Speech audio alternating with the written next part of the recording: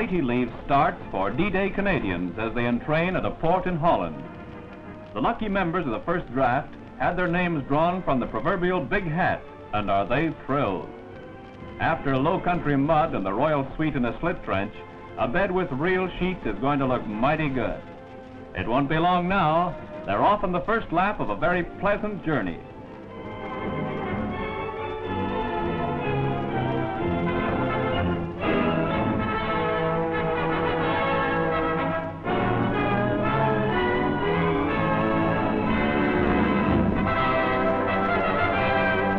Port of embarkation, passes are distributed, pay is drawn, and the QM is available for last-minute issue.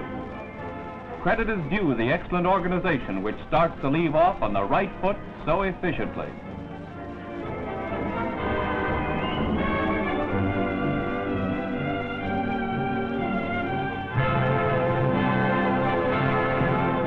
Soon in many an English home in Surrey, Sussex, or London, Christmas will be celebrated all over again.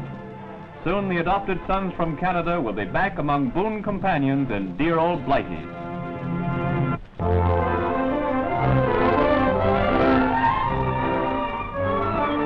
It might be a pond in Penetang, Red Deer, or Truro, but it's a natural rink behind the lines in Holland. Old Man Winter has moved in permanently, and Johnny Canuck is right at home on his borrowed skates. Two may be company, but a crowd is much more fun. Like Canadians, young Holland is practically born on skates. This year, with broken dikes and a recent flood, half of Holland is a huge ice rink. Dutch skates are made differently to ours, but they do the job just the same, and the fun goes merrily on.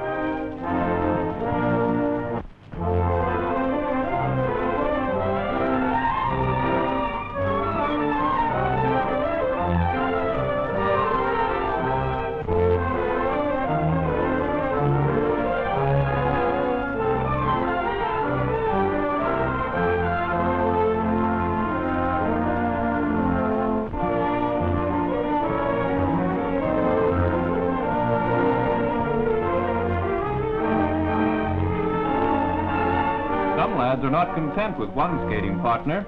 It must be three or else. I wonder what it is some fellows have that we don't have, eh, Corporal? If we had known this sooner, we would have brought the regimental band.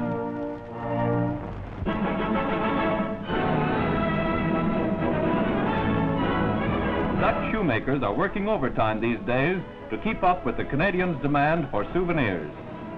Representative of the land of dikes and windmills are the famous wooden shoes, or klompen, as the Netherlanders call them. To make a poplar log into a finished shoe, 6 processes are necessary. The shoemaker usually puts 10 pairs through at a time on the assembly line principle. It takes roughly 1 hour to make 1 pair, less the fancy paint job. Strangely enough, wooden shoes are quite comfortable. They are worn outdoors only and are left on the doorstep when entering a house. Canadian troops have been buying so many pairs to send home that the shoemakers have been working night and day. They have evolved a miniature model which can be mailed more easily.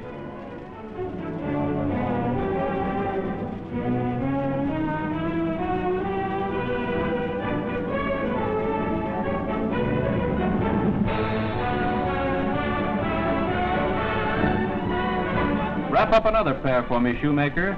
Maybe after the war, the forest fashion floor shines will come in handy on a rainy day.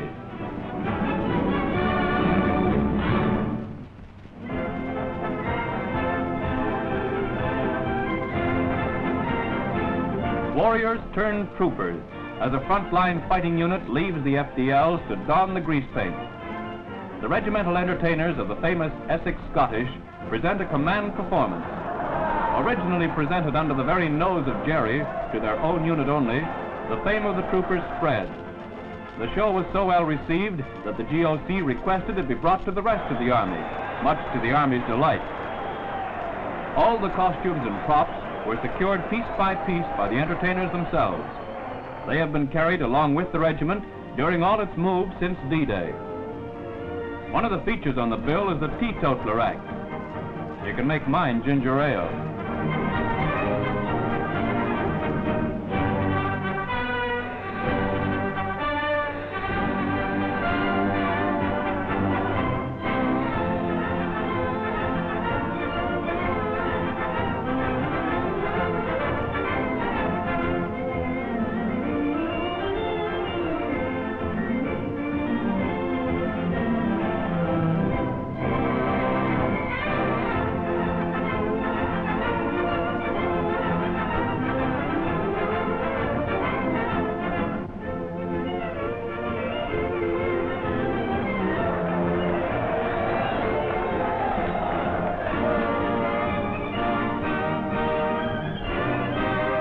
a proud regiment, as distinguished in play as in the field.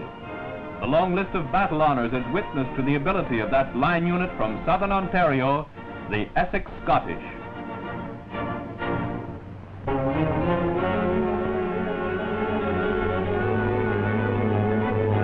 Through the tense situation in Greece, Canada continues to send relief to that war-torn country. Since the inauguration of shipments from the Dominion, the people of Canada and the Red Cross have shipped over $15 million worth of supplies. During the German occupation, an agreement was signed between the belligerent nations guaranteeing safe conduct for neutral ships carrying the vital commodity. Distribution is supervised by a Swedish-Swiss commission. Since liberation and the ensuing Civil War, cargoes of flour, fish, soups, milk, sugar, clothing, and medical supplies continue to be loaded from eastern Canadian ports. 15,000 tons of wheat per month is shipped.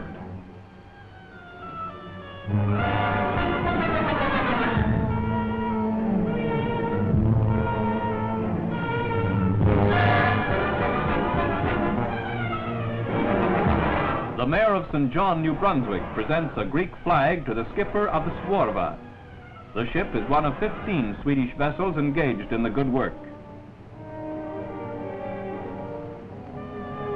At Piraeus, the port of Athens, the Sworva docks with her cargo.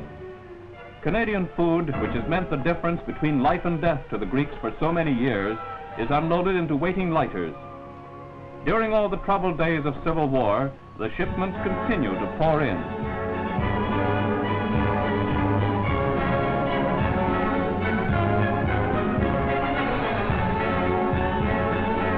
Canadians occupy a warm spot in the hearts of the Grecian people. When their troubles are settled, the bonds forged during days of tribulation will remain forever constant between Canada and her friends of Greece.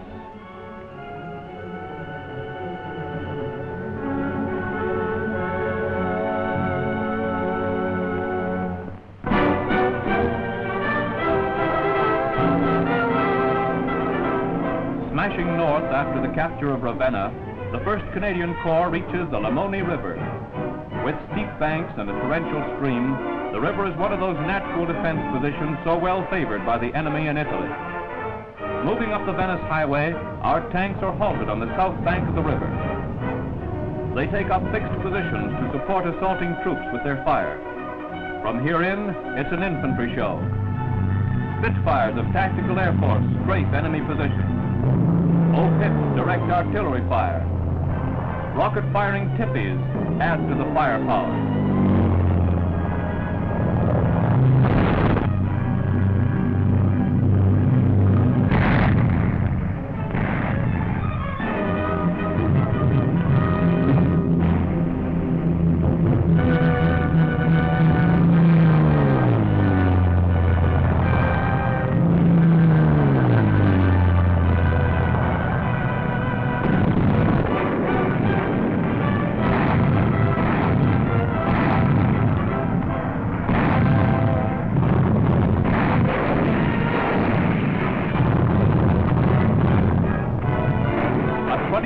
Battle sees some of the most fierce fighting in the Italian campaign.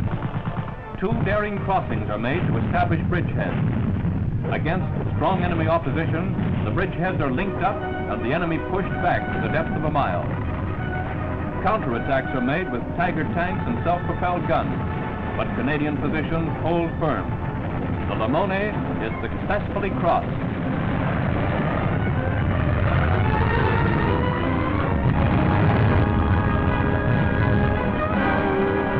Through the breach in the Lamone defenses made by the Canadian Corps, the 8th Army fans out through the heart of the Po Valley. The next objective is Ferrara, great railway center of Lombardy. Jerry's days in northern Italy are numbered.